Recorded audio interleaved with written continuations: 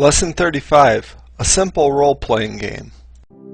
To follow along with this lesson, download the project from the top of our lesson page at zoax.net.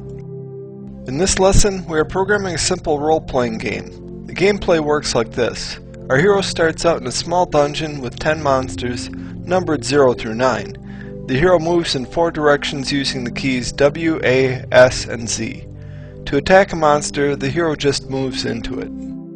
This program has 3 classes in it. We introduced classes in Lesson 30.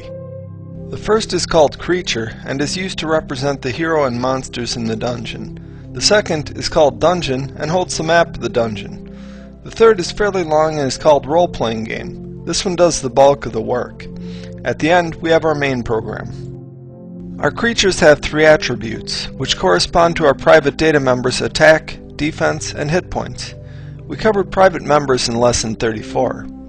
Our creature class begins with a constructor that initializes our attributes attack, defense, and hit points with numbers in the ranges 0 to 99, 0 to 99, and 3 to 30, respectively.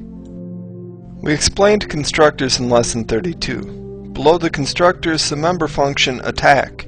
We covered member functions in Lesson 31. For our attack function, we note that only the hero can move, so he is always the attacker. However, the roles of the attacker and defender are the same. Each attack has 2 random numbers between 1 and 100 generated for attack and defense. A hit is scored if the first roll is under the attack value and the second is over the defense value.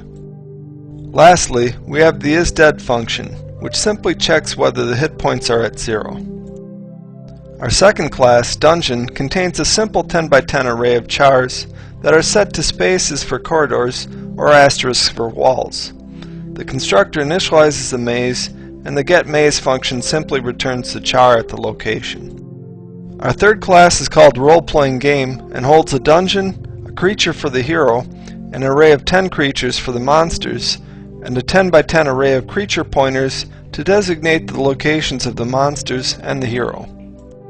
This class is somewhat larger than the others and begins with a constructor that seeds the random number generator, initializes the monster location pointers to 0, and then places the hero and 10 monsters in the dungeon. Next is our query location function. This function takes a row and column and returns a char to tell what is at the location.